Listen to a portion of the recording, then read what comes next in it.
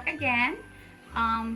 So last time, marami akong pinaparate na Vanda cakes from my mother Vandas. So this time, what I'm gonna do is I'm going to make my own Vanda hangers. So these Vanda hangers, sometimes if you buy it outside, they're quite expensive.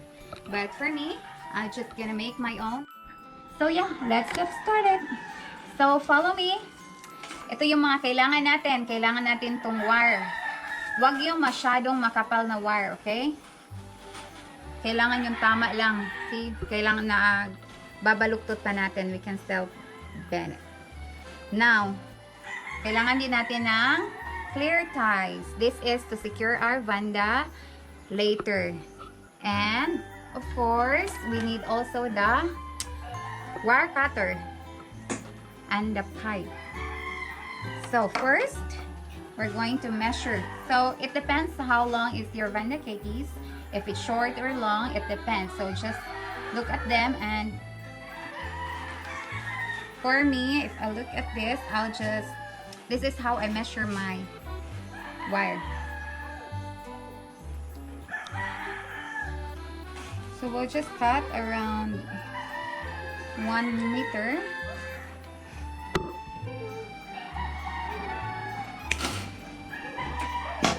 Tapos, we'll make this straight. Gawin natin straight.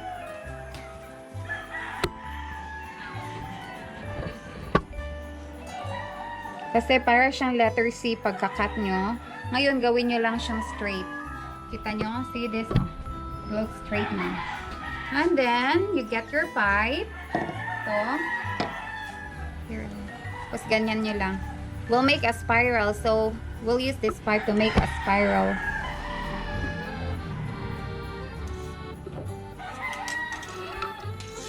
Si para siyang nakaganito.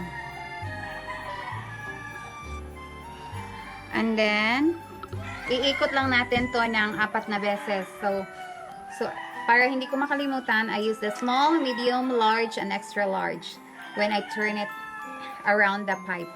So this is small. See? And then a little bit bigger, that's medium. And then large. Then extra large. See? And then you take that out. So parang siyang ganito after. Ganyan. So what you're gonna do now, ipe-press nyo lang siya. Press.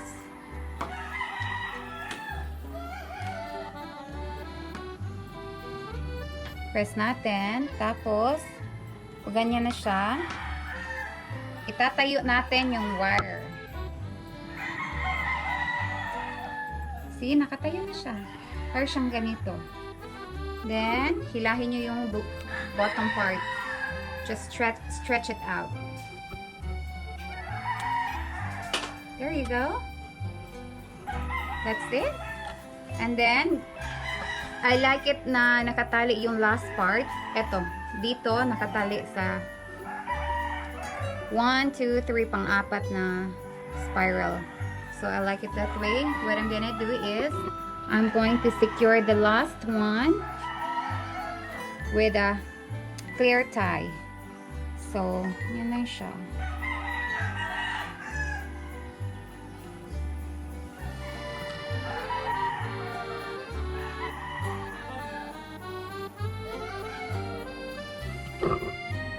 There you go. Ready na siya.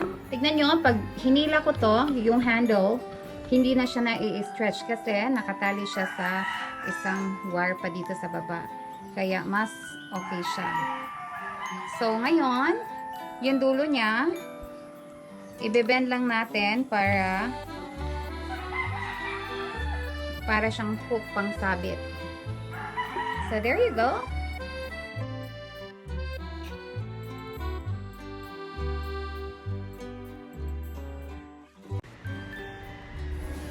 So these are the Vanda hangers I made in the span of 1 hour. So it's not really bad for a first timer like me. So now I have my free Vanda hangers that I made myself. I don't have to buy, and I'm very happy. So you guys can also try to make your own Vanda hangers. So now we'll place our Vanda cakes.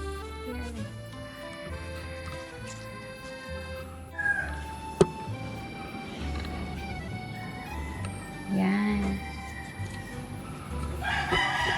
Then,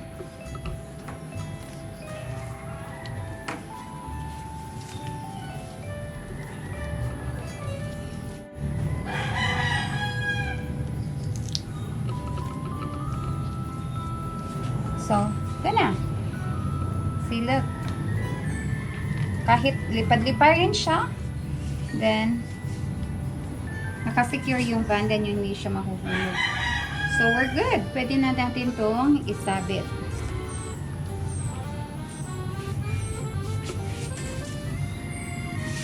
So, if you want the easiest way to make a Vanda hangers, this is the easiest one. Ito yung pinakamadali.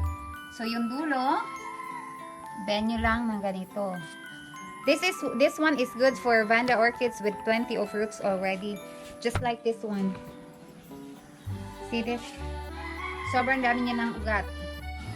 So, lagyan natin sa pinaka-bottom part.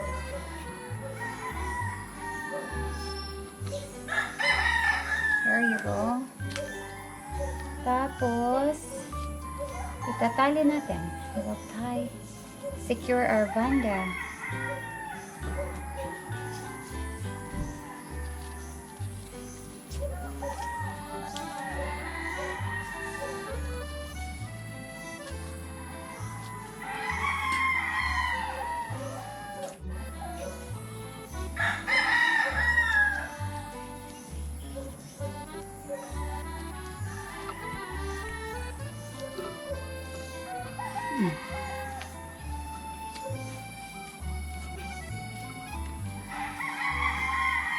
Isa pa dito. One more here.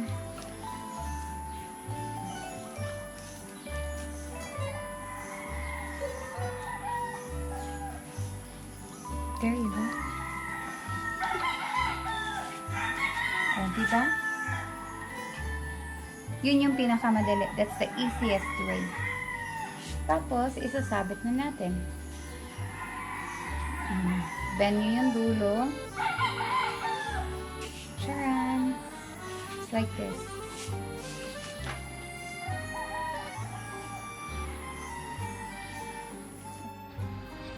So, these Vanda hangers, itong mga hangers natin, you can also use it for your air plants. Like what I use in my air plants here. So, like this, oh. Ito yung air plants nyo. And then, just put it there. And pull down the roots. And then, you hang nyo lang yun siya. You see? Now, I have my own hangers for my air plants. So, I don't have to buy. So, diba? Ang saya-saya. Now, I have a hanger for my air plants, and at the same time, I have hangers for my Vanda orchids. Cool, huh? So, thank you guys for watching. Hope you learned something this afternoon, and I'll see you guys on my next video. Thank you, and God bless. Bye-bye. Take care.